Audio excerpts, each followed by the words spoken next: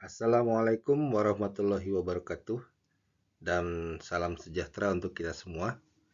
Kali ini materi yang akan saya bawakan adalah tentang software, jiwa dari komputer. Pada pertemuan sebelumnya, kita sudah tahu bahwa di komputer itu ada hardware dan juga software. Hardware itu adalah benda-benda yang bisa dilihat dan disentuh di dalam komputer seperti CPU, RAM, motherboard, input-output, dan juga hard disk ya, SSD. Sedangkan software itu adalah serangkaian instruksi dan data yang memberitahu hardware harus mengerjakan apa ya. Jadi bisa dibilang software ini adalah jiwanya dari komputer ya. Ada banyak jenis software. Misalnya ada sistem operasi, ada program aplikasi, ada driver dan juga ada firmware yang masing-masing punya tujuan sendiri-sendiri ya, dan biasanya harus bekerja sama supaya bisa saling ini ya mendukung. Ketika kita baru menyalakan komputer dari mati ya, itu yang diakses pertama kali adalah BIOS-nya ya, atau Basic Input Output System. Jadi BIOS ini ditanam di dalam ROM ya, atau Read Only Memory. Jadi kalau di komputer ada RAM, Random Access Memory, BIOS ini ditanamnya di ROM ya, Read Only Memory.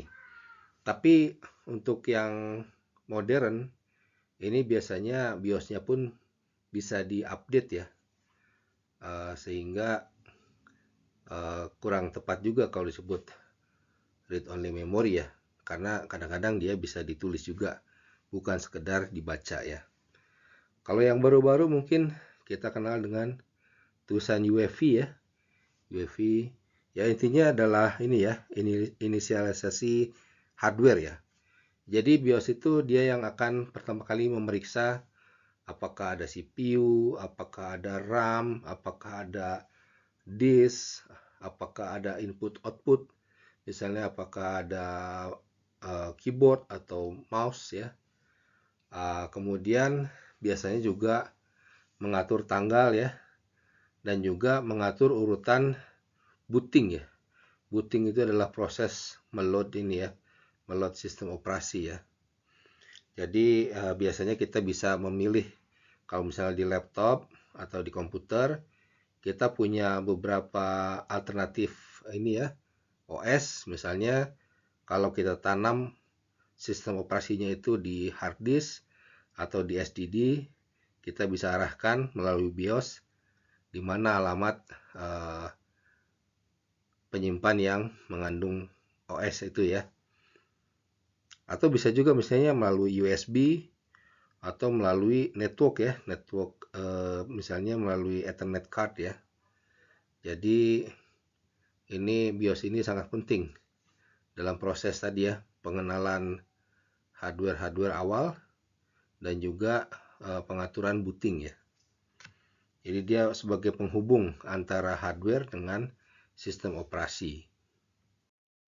Setelah BIOS berhasil mendeteksi hardware, selanjutnya pekerjaan diserahkan kepada sistem operasi.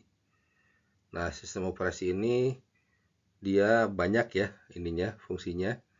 Misalnya memberikan antarmuka pengguna, tampilan bentuk GUI atau Graphical User Interface, atau berbasis CLI, Command Line Interface, di mana user itu bisa menggunakannya untuk berbagai macam keperluan ya. Misalnya ya, untuk penyimpanan berkas-berkas atau file, pengaturan ini ya, driver, pengaturan instalasi aplikasi dan lain-lain ya.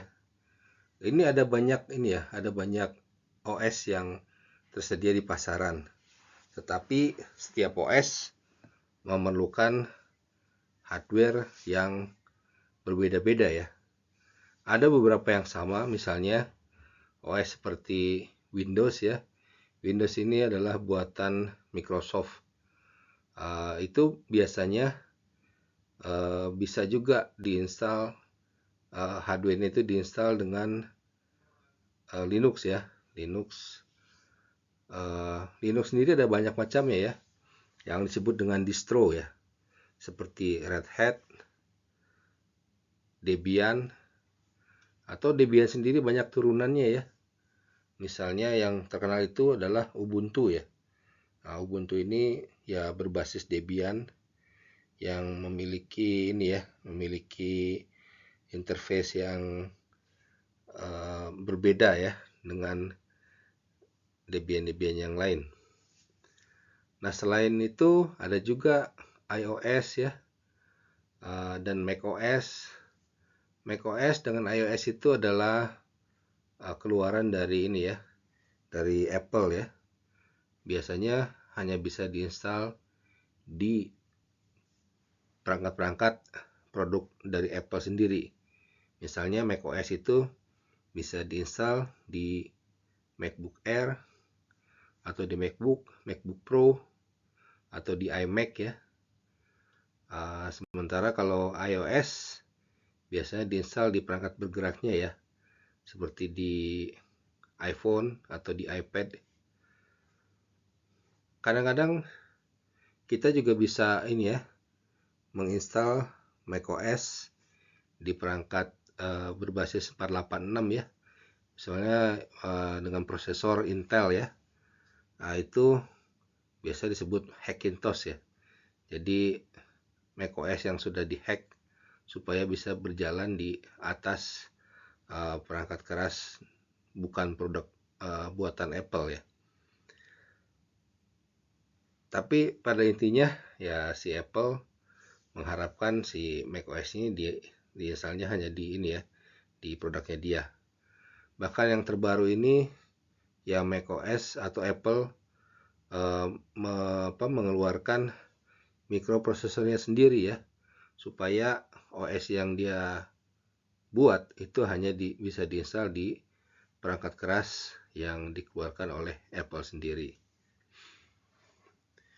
Salah satu OS yang cukup terkenal adalah Android ya. Android ini mungkin bisa dibilang dia buatan Google, tapi banyak dimodifikasi oleh produsen-produsen handphone ya, atau tablet yang berbasis Android.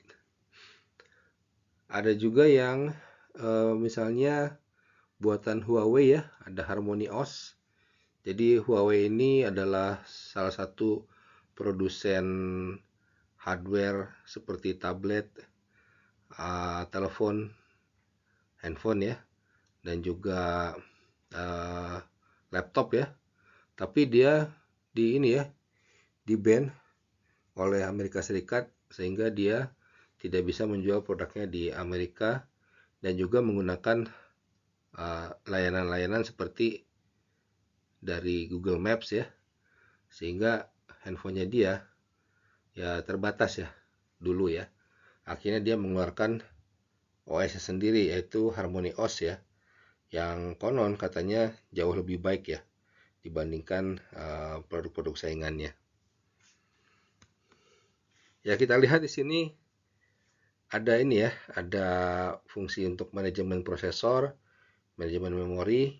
Jadi ketika OS itu dimuat ke komputer, kalau zaman dulu saya menggunakan disket ya untuk memuat OS-nya. Jadi disketnya saya masukkan ke dalam floppy disk, kemudian dibaca oleh komputer dan disimpan di RAM ya, supaya nanti bisa diakses secara cepat oleh CPU ya. Nanti kalau ada aplikasi, kita masukkan lagi disk yang lain ya. Jadi ada disk OS-nya sama disk aplikasinya. Nanti aplikasinya juga sama ya, dimuat ke dalam RAM, kemudian diakses oleh CPU ya untuk dijalankan, ditampilkan di user interface-nya.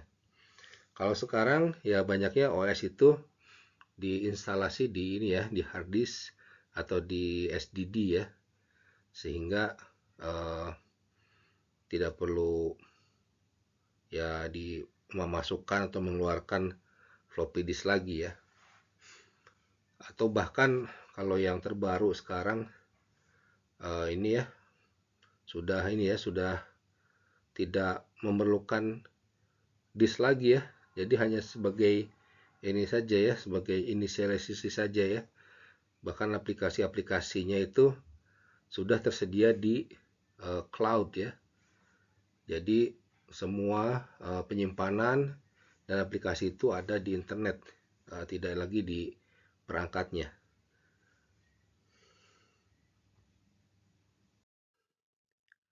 Salah satu software yang penting juga yaitu driver ya. Jadi driver ini adalah software khusus untuk hardware ya.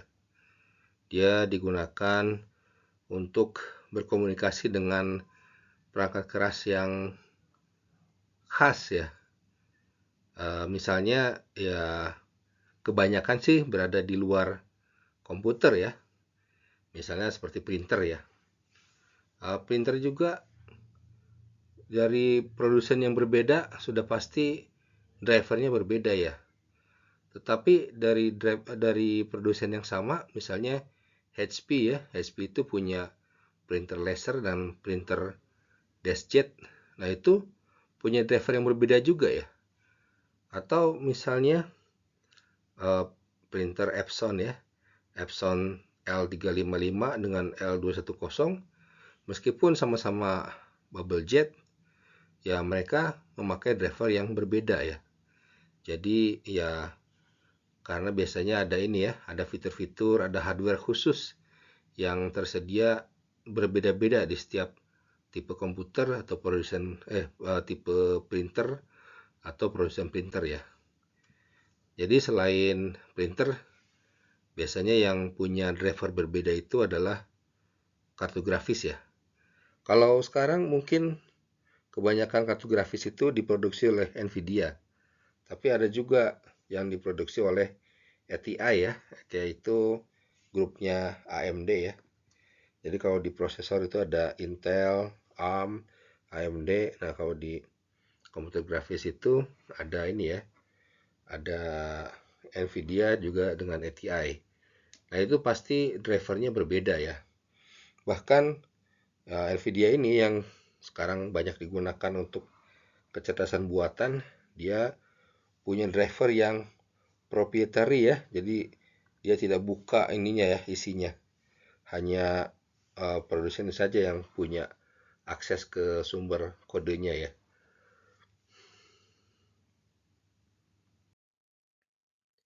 Nah, kalau aplikasi ini adalah ini ya, perangkat lunak yang paling sering kita berinteraksi ya. Karena kita gunakan misalnya untuk mengolah kata seperti Microsoft Word, menjelajah internet, memakai browser, atau membuat kalkulasi di ini ya, di spreadsheet, atau juga bermain game ya.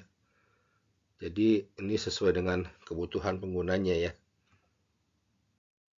Jadi kalau kita bisa simpulkan, ya perlu ada ini ya, kombinasi yang serasi antara software dengan hardware. Tidak semua software bisa dijalankan di semua hardware ya.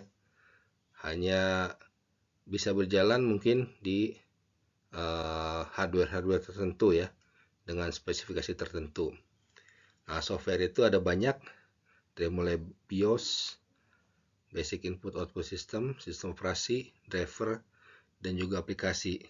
Sekarang bahkan sudah ada ini ya, sudah ada yang disebut dengan software cloud ya, misalnya Google Docs, Microsoft 365, itu semuanya aplikasi yang ada di internet ya. Dia tidak diinstal di dalam komputer. Misalnya memakai Chromebook, ya kita bisa menggunakannya untuk aktivitas sehari-hari seperti mengolah kata, tapi dia tidak diinstal di komputernya, tapi ada di internet. Ya itu mungkin nanti akan dibahas lebih lanjut lagi. Tapi ada sesuatu yang ingin saya ini ya sampaikan, yaitu terkait dengan ini ya, aplikasi ini kan sebenarnya instruksi untuk komputer dan dibuat oleh manusia. Dibuatnya ya dengan ini ya, dengan bahasa pemrograman. Kalau dulu ada ini ya, punch card, kemudian ada assembly, kemudian itu disebutnya low level ya, low level programming language. Kemudian ada yang high level ya, misalnya seperti Pascal, C, C++, C Sharp, Python, dan lain-lain ya.